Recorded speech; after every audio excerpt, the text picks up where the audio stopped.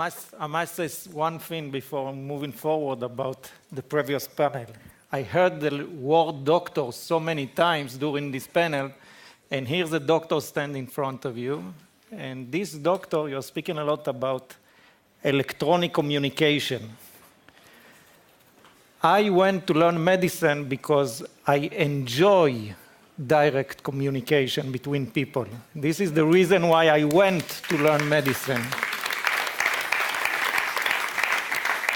And I'm in this business for long-term relationship, also with my wife, but also with the patient.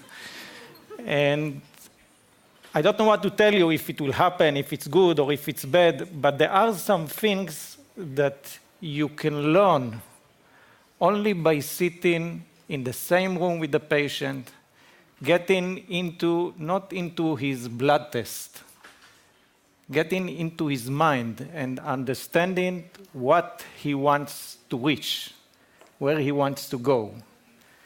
And this topic that we are dealing with, and we have started a research program something like 5 years ago, we named it reverse aging.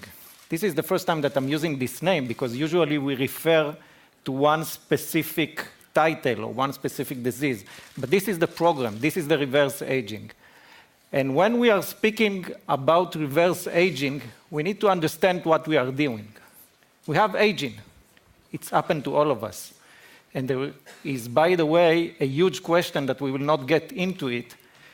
The question is getting older is a disease?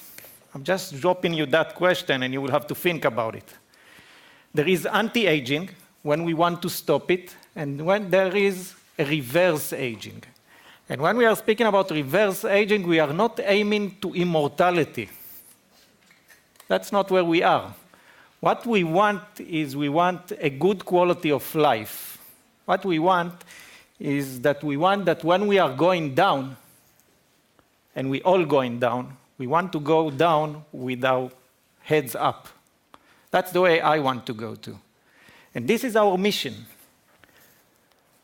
When we speak about anti-aging, you know that everybody tells us what we need to eat, we need to do sports, we need to be relaxed, we need love, we need all the good stuff, maybe we need also some chemistry. But when we are speaking about reverse aging, it means that we need to do regeneration. It's not that we are stopping the normal progress. We need to translate it. We need to do something else. We need to go back. And backwards means regeneration. And how do we do regeneration? And this is a question we ask ourselves. And in order to answer this question, we went to see what we have in nature that is capable of doing regeneration. And there are some plants that do it perfectly, and there are some animals that also do it perfectly. There is the salamander. I don't know if you remember it. It was mentioned before in the lecture on the stem cell, and the stem cells lecture was excellent. You can see that if we cut the leg or the hand, it generates a new thing. So if you want to reach that, you need to stepwise it.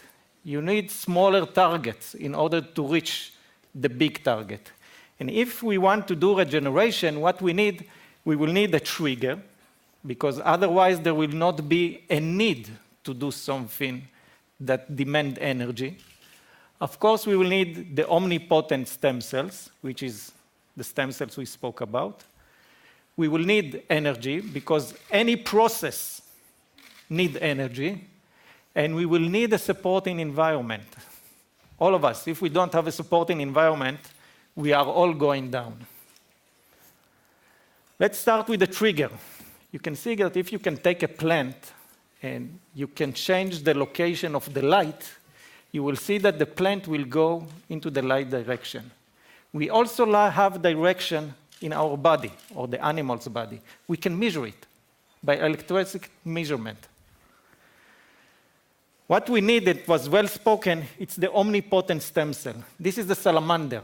What the salamander is doing before generating a new hand or a new leg, there is something like this. We call it blastoma.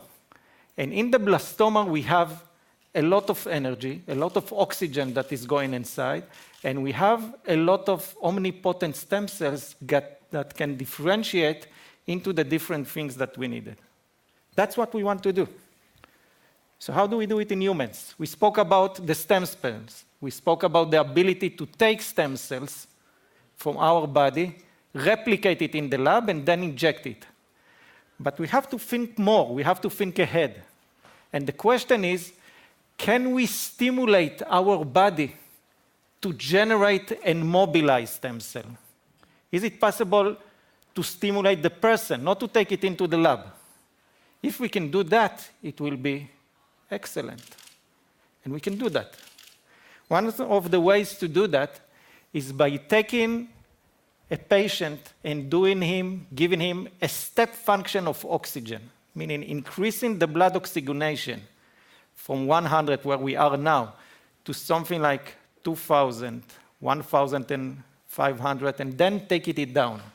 This step function will cause an increase in the mobilization of the stem cells. And what you see over here, this is a group of patients that are going into the chamber. You can see before and after they are going into the first session. You can see the increase in the stem cells in the blood. Look what happened after 10 sessions and after 20 sessions. It's a huge amount. It's like an embryo from the amount of stem cells that are going in the bloodstream. And it's staying there.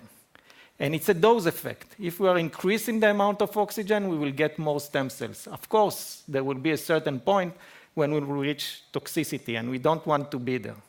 And it's not only in humans, it's also in horses. Why you see so much work in horses? Because you have the horses that are racing. Some of these horses are more important than human beings. They worth more, okay? Because they are good racers. The environment. The environment is of significant importance. Think of this embryo. Take him out, and nothing will happen. And also during our development process, take the child and put him in an unsupported environment. What you will get? So the environment is very, very important. And if you want to do something, we want to start with the hard thing, the hardest thing to do. And the hardest thing to do is the brain. And if we want to generate brain tissue, we have to understand the environment. So let's get some fact on the brain. The brain is up here. It's 2% of our body weight. But it uses 15% of the cardiac output. It takes 20% of the overall oxygen consumption. It takes 25 to 30% of the overall glucose consumption, which is unbelievable. It means that if you want to do diet, all you have to do is think a little bit more. Okay, that's the best way to do diet. It's more than running, more than everything. Okay? Another important fact. It doesn't mean that you don't have to do exercise. You should think during doing exercise, which is even better. Another important fact, at each time point, the brain up here, we have millions of neurons. But at each time point, only 5 to 10% of the neurons are active. And you should always ask the question, the simple question, why? This is my small child asking me all the time, why? And then you give answer, and then there is another why. And it never stops, okay? So why we are using only 5 to 10% of the brain? You know what the answer for that? We don't have oxygen for more. We have the blood vessels over here that are supplying oxygen to the brain. And what the brain is doing, at each time point, he's using everything. It means that if I'm moving now the hand, there will be a blood flow to the location of the brain where the hand is moving. If I'm using the leg, it will go to the leg. If I'm speaking on the cellular phone, I will miss the tone. Why I will miss the tone? Because the blood flow is going to the location where the cellular phone is active. If I'm going out of the car and I have some children in the car and I'm speaking on the cellular phone, I will forget the child in the car. In Israel, it's catastrophe because it's very hot. And every year we are losing children that are being forgotten in the car. By the way, it's only males. The woman never forget, the mother never forget the child in the car because this is in the stem cells, okay? Not like us. If we are speaking on the cellular, we are forgetting the kids, we are forgetting everything. So this is the reason. It means that if we have injury in the brain, just by living, we are consuming all the oxygen, all the energy. So there is nothing left to the injured tissue for the regeneration of the tissue. Is that clear? Things are simple. Let's see. Everything we know today about treatment in neurology came from this article, which was not long ago, 1977. It's a long time if you are speaking about what you are dealing over here, but in medicine, it's not so far ago. And what this researcher found, they took patients after stroke, and they have demonstrated that after stroke, there are several degrees of brain injury. The most severe is necrosis. And in necrosis, you don't have anything. But surrounding the necrotic tissue, there is a tissue that have enough energy to stay alive, to keep the membrane potential, but doesn't have the energy for the full activity. To make it simple to you, it's like sleep of the computer. It's like sleeping, okay? Got enough energy to stay alarm, but not more than that. And this is where we are aiming today. This is the tissue we want to activate. Today we can see it. We can see the tissue with a brain imaging. We can see the activity, and we can see the dormant tissue that can persist for years after the acute injury. What's unique to this tissue is that the energy in this tissue, it's anaerobic. This tissue don't have oxygen. That's why it doesn't have the energy needed. So can we change the environment of the brain? Yes, we can. Yes, we can. We can do it. We spoke about the hyperbaric chamber. What we are doing in order to increase the amount of oxygen, oxygen is a gas. It means that the molecules are moving in the space. So what we need to condense more molecules per square. And if we are condensing more molecules per square, it means that they will hit the side more. And you can measure that as pressure. But not the pressure is important. The pressure means that there are more molecules of gas currently inside. That's what it means.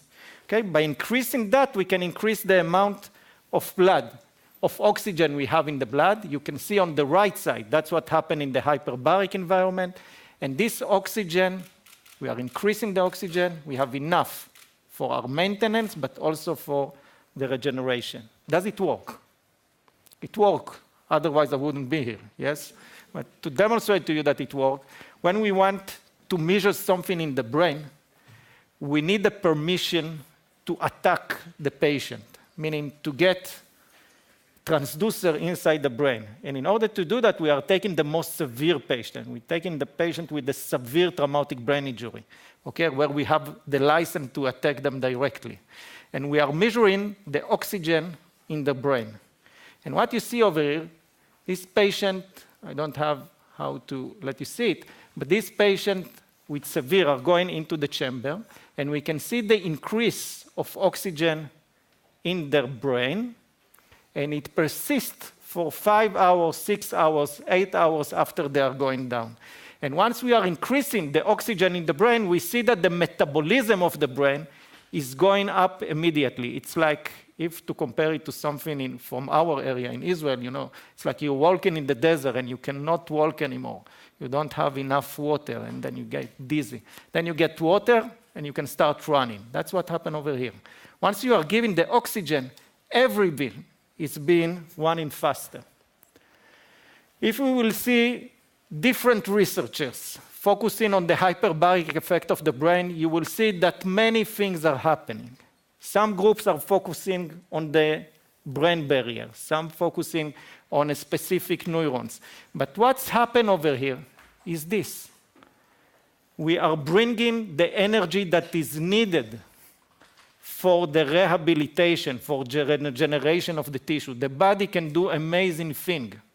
All we have to do is let him do it. We have to change the environment so he will be able to do it. Look at this. You're closing the eyes. If it was MRI, nobody would have closed their eyes. What you see on the right side, it's somebody that have non-healing ulcer in the leg. And by looking at it, we can say that the toe is completely lost because we have necrosis. But the other tissue, if we will bring more oxygen, will be healed. What you see on the left side is the brain. But you see it in a non-sterile way. You are looking directly on the tissue. And then you can see that it's the same ulcer. But this ulcer, it's in the brain. We are not used to looking directly at him. We cannot smell it, okay? We cannot feel it, because we see it sterilely, electronically by the computer. But this is what it is. And same thing will happen over here. If we will bring more oxygen and stem cell, it will regenerate. I will give you an example. I will not let you see too much statistic. The best is with example. What you see over here, this is the method that's been developed in order to see the metabolism in the brain. On the left side, this is a scale with the lower part represent necrosis. So this is the SPECT scan of a 62-year-old woman who had stroke, who cannot move her right side of the body. She has paralysis in the right side. In the big circle up there, you can see before treatment and after treatment. The green area is the metabolic dysfunction area. So she cannot move the hand, and then after the treatment, the hand is moving, and we can see the activity regenerate in the brain tissue. She couldn't speak. This is the blue circle. She had complete aphasia. She cannot speak at all. And after the treatment, you can see that she's not only speaking, she also sings, okay? And this is the area responsible for her speaking capability. Now, this, like, for me, it's unbelievable. It's a science fiction, because I was told in medical school that this thing cannot happen. But look, it happened, okay? Another example, no, it's not for me, it's for him. We are only doing small things. We are only giving the opportunity, and things happen, okay? This is another example. What you see in the blue, it's a necrotic area. Now, the necrotic area doesn't change. It stays the same. What is changing is the surrounding. Why is so important? Because you can sit in front of the patient, not by electronically. You sit in front of the patient. It happens. It still happens. I still do it, okay? You sit in front of the patient, and you can tell him, I don't think that your hand will move, but there is a good chance that your cognitive function will improve. And then this patient can say, okay, if my hand is not moving, then I don't want the treatment. And there are other people. I must tell you a story. There is a rabbi, very famous rabbi in Israel, that had a stroke. You know, rabbi, it's a big personality in Israel. So after he had a stroke, and we had this result of the study, one of his students came to me. It's not one. It's a group of his students came to my center and told me, dear Dr. Efrati, you don't know what happened. We need you to come with us. I said, okay, why do you want me to come with you? He said, there is a very important issue that you need to see. I said, okay, what's the issue? We have somebody very important that is sick. I said, okay, bring him here. He said, no, I cannot bring him here. He's a rabbi. You know, the rabbi is like the son of God. So there is no chance that his brain is being injured and he cannot speak or read and things like that. At the end, they brought him to me, and after the treatment, at the beginning, he couldn't read the word, which is frustrating for him, completely frustrating to him. At the end of the treatment, he wrote a book. I'm not saying his name because he's very famous. He wrote a book, and from time to time, we are sitting together at the evening, and the talk with him are excellent. He's unbelievable smart. It's amazing. And we are sitting together, and one of the time we were sitting together and we were discussing philosophy. I told him, listen, you always speak about your cognitive function, but look, you are walking again. And he told me, this is not important. You have to think about it. And there are some people that are saying, if my hand will not move, then I don't want to get the treatment. And they are completely fucked. We have done another study, this time focusing on memory function, and we can see that it's also been improving, and we were able to map. Since we have patients now that have abnormality, and then they get normal, and we see the brain imaging, we can compare it and then map the location of the brain that are responsible for different activities. So we do it with that. We did it with traumatic brain injury. By the way, the mild traumatic brain injury are the most, I don't know how to tell it. Mild traumatic brain injury, it means that you had, for example, a car accident, and your brain was moved like this. Okay, it's called whiplash injury. What happened in the brain? We have a cortex and we have a medulla. It's a different density. And if the head is moving like this, it means that you will have different velocity between the cortex and the medulla. And you have blood vessels in between. In 30% of the patient, the blood vessels are being injured, and this patient will not recover. Okay, because they have, Michael Schumacher is severe traumatic brain injury.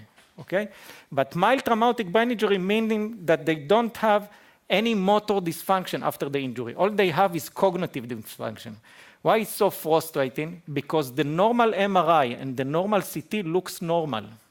The standard MRI and CT looks normal. The only way to see the injury is by metabolic evaluation. And why it's frustrating? I had a discussion last week with somebody here in Europe who is one of the leading insurance company, not the one that hosts us over here. Okay, he told me there is nothing like this, like post-concussion, which is this. All the patients that have it are lying to me. I told him, why do you say that? He said, I have a proof. I said, okay, give me the proof.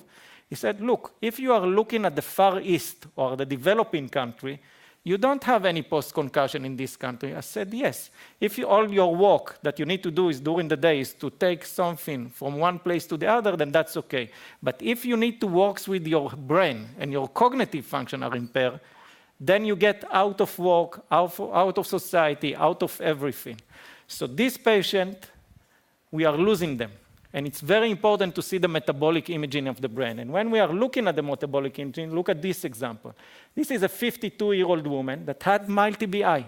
What happened to her? She went out of the bus and fell down. She had brain injury. And because of this brain injury, she couldn't function on the daily routine. She was a lecturer in the university. She couldn't write. She couldn't eat. She couldn't do the laundry. She was lost. You can see her cognitive function before the treatment, and look what happened after the treatment. She went back to teaching the university, working, and what you see over here is the change in the metabolic function. What happened to this woman is the same thing that happened here. The insurance company told her, you are bluffing us. You want to get the compensation. Okay, so this is a very important issue. We have done it in anoxic brain damage, but here we are not here to discuss this. Here we are discussing the aging brain. And what is the aging brain? Can you activate the video?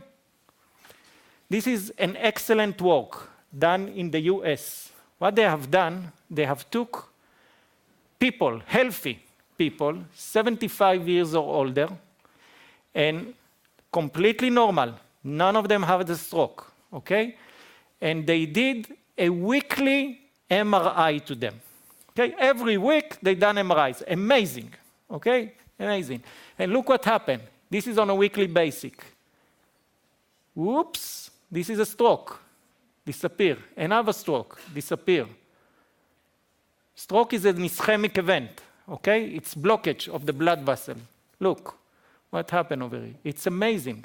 What we see over here, we see tiny strokes, tiny ischemic event that happen in the brain. The people, they are not patient. They're supposed to be healthy. They don't feel anything. The only thing that happened is that we see some of the changes that you see over here in a specific unique MRI. And what these people feel is that they feel a gradual decline in their cognitive function. That's it. They remember a little bit less, but it's not a cut point. They continue with their routine. This is the aging brain. And this is the things we need to reverse before we are getting into a point which we call complete dementia, that we cannot function in the daily routine. We should start with this. You can stop that, and we can move forward. So, can we do that? Can we reverse the aging brain? We must.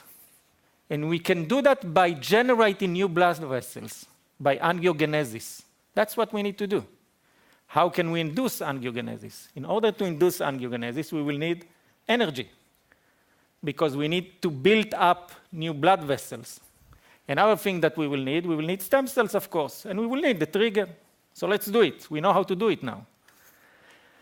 If we know how to stimulate the stem cells. We are doing the step function of the oxygen, and we are stimulating stem cells. So we know how to do it. We need a trigger, and this is very interesting. One of the triggers for inducing blood vessel is hypoxia. But what the body feels, it's not the absolute level. The body feels the changes. Okay? Everything is relative. We will say that we are good or bad compared to our environment. Okay? Think about it. 100 years ago, nobody had a car. The rich people, the wealthy people didn't have a car, but they felt very wealthy. And today, if somebody is not able to buy a car, I'm saying car because we spoke about cars today, he's feeling very poor. So everything is relative, also in our body. If we are taking a patient, increasing the oxygen, and then cutting it down very fast, what the body will feel, he will feel the hypoxia, even though it's not hypoxia because we went up.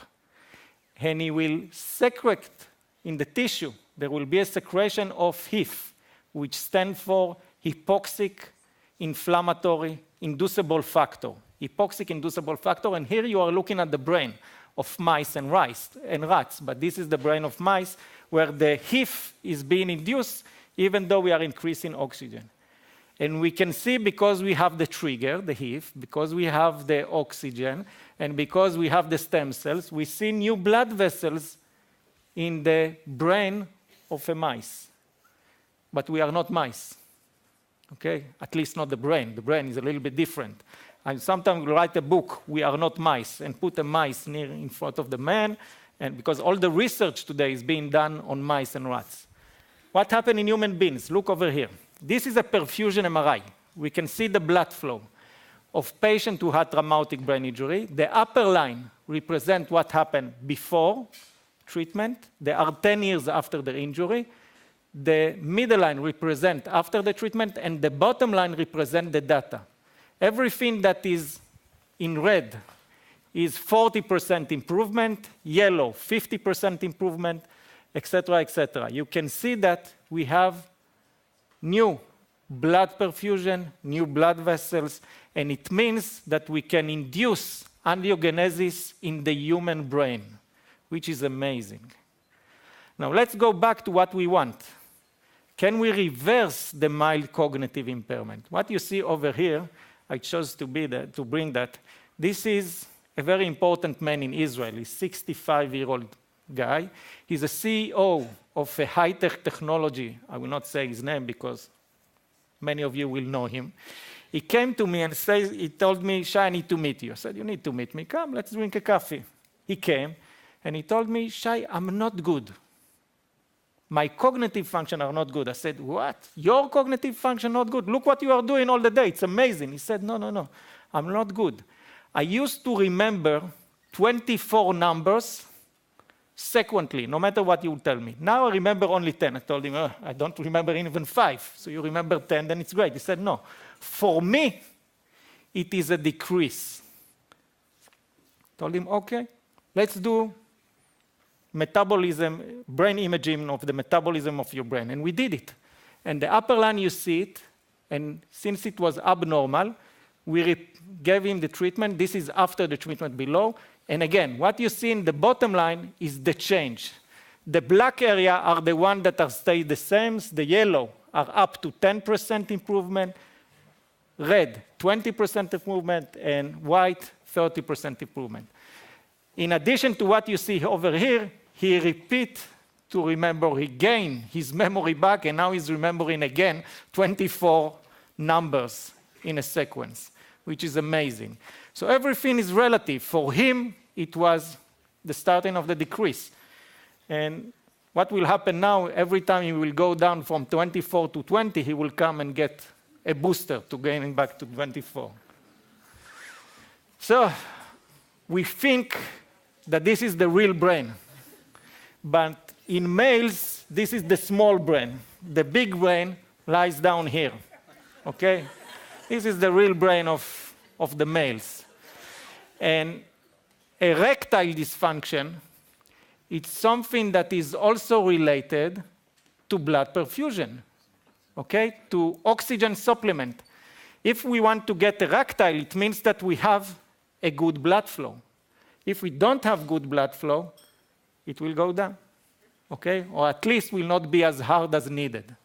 So this is a major problem when it happens to you.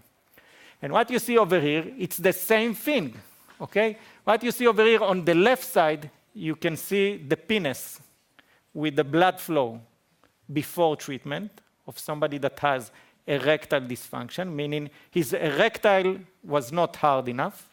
This is before treatment, after treatment, and down here you can see the delta. And you can see the new blood vessels that were generated in the real brain of the human being. Okay? This is a new brain, and now he has a good erection. And this is another cut you can see, that once the angiogenesis was generated, there is erection. And everybody is happy. And this is more important to many of the men than remembering 24 numbers. Okay? So, we can do reverse aging. We cannot stop our timeout when it comes. We cannot stop the clock. It will happen. But what we need to do is to go up like here, like we are standing now. When it happened, it happened. Until it happened, we want to function well. We have demonstrated the brain. We have demonstrated the sexual function that we can reverse. And the next steps will be that we are working on now is the bones, heart, kidneys, and skin. If we spoke about the skin, for females, we are doing a research about the skin. What happened with the skin, it's amazing. It's the first time that happened to me in life. When I get back of the office, when I get the permission from the Helsinki committee to start the study, I went up and told my secretary that I have the Helsinki approval to start in the study. What happened? I was the most wanted man in Israel. 5 minutes afterwards. And 2 days afterwards, my mother called me, Shai, what's going on? I heard that there is amazing thing going at your work. Finally, something good is coming out of you and you don't tell me.